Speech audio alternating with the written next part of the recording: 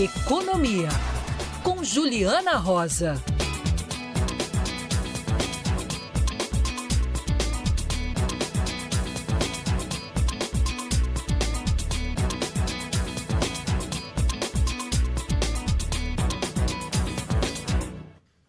Juliana Rosa, a economia é com você. Juliana, a gente tem um orçamento que é rígido, a gente tem indexações, só pode gastar até tanto, não pode gastar menos do que aquele tanto, a gente tem aumento de dívidas.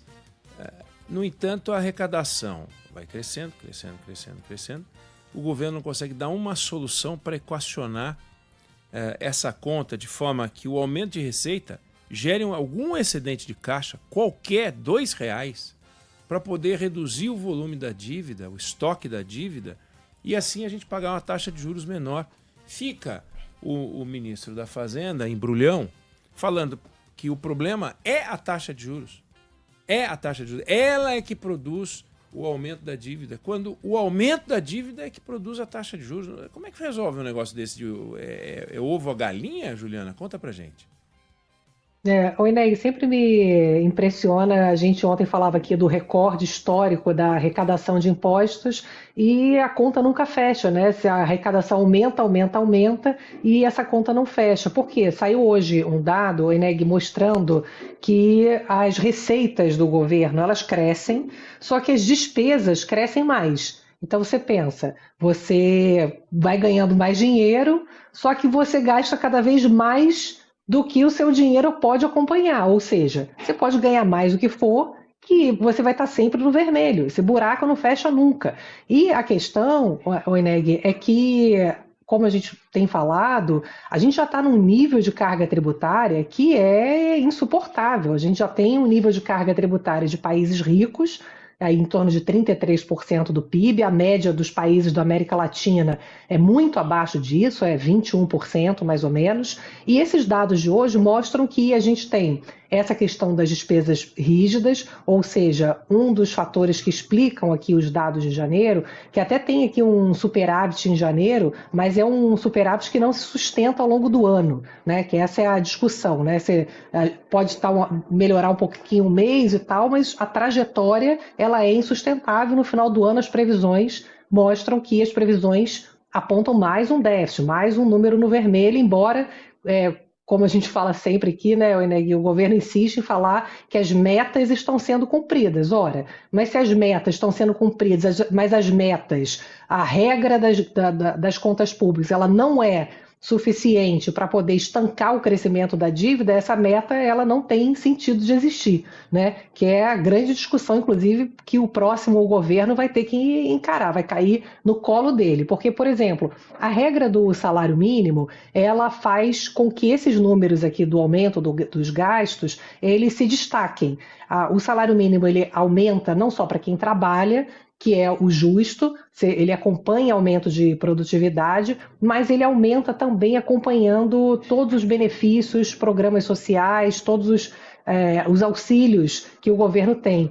Então, o ritmo do crescimento do gasto, ele é tão forte que ele, por mais que se aumente a arrecadação, cada vez mais, daqui a pouco a gente, enfim, trabalha para pagar imposto, que é o que a gente, cada vez, né, a gente trabalha mais meses, né, aqueles números vão mostrando, só para pagar imposto. Então, daqui a pouco a gente vai trabalhar só para pegar o dinheiro e dar todo na mão do governo. E aí que eu acho que entra a grande dificuldade, né, Ineg, da gente levar essa discussão a sério, porque você fala, bom, a gente precisa mexer em algumas regras, mas aí você vê o governo, o judiciário, o Congresso gastando o dinheiro a rodo, e aí você pensa, bom, não vai mexer na regra de salário mínimo, né? Você não vai mexer naquilo que vai afetar a população, porque é óbvio que é aquela sensação de que só a população faz o sacrifício, o ajuste tem que ser feito sempre com a população quando a gente tem distorções absurdas acontecendo no serviço público, dos supersalários e tal.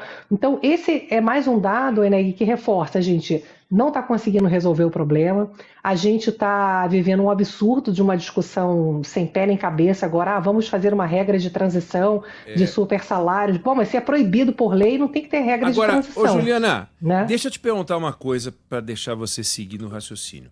A gente não está conseguindo Ou esses caras não querem?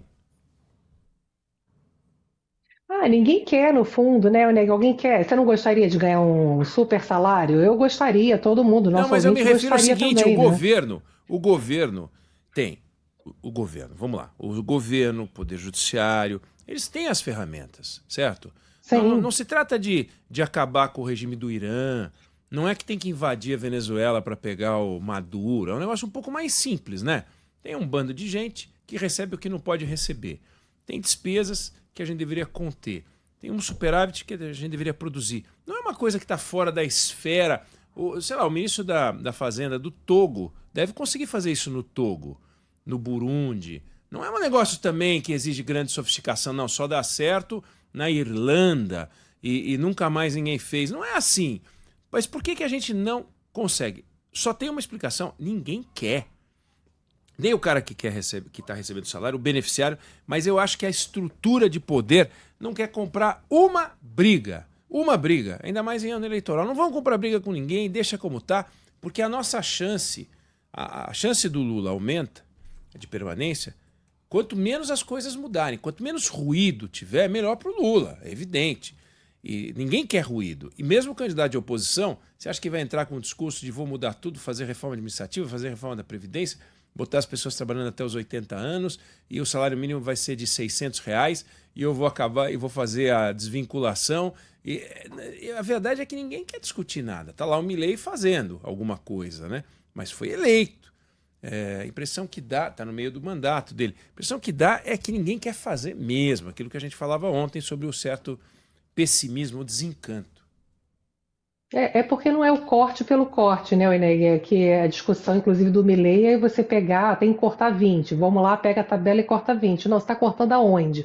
Que eu acho que essa é a discussão que a gente precisa ter no Brasil. Talvez tenha que começar, de fato, entendendo que o exemplo tem que começar de cima. Obviamente que você não vai ter essas discussões que vão fazer com que a população seja mais penalizada num ambiente onde, evidentemente, a minoria se dá bem e a maioria paga essa conta, né? Você vê todos os estragos sempre, todo ano, a gente falando aí das questões climáticas, as mortes provocadas por chuva. Você não tem o dinheiro indo para o lugar que tem que ir. Então, se a gente não começa tendo uma discussão de fato pelo andar de cima, agora o Supremo Tribunal Federal está falando, a sociedade está demandando essa discussão dos supersalários.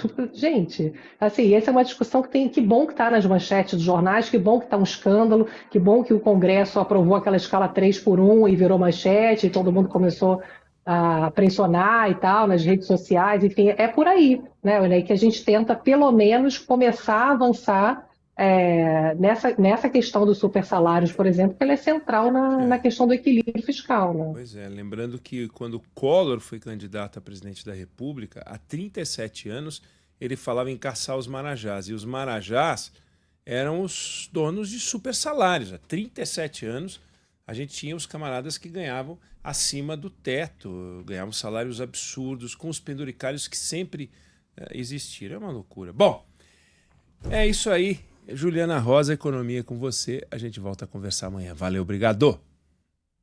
Um beijão.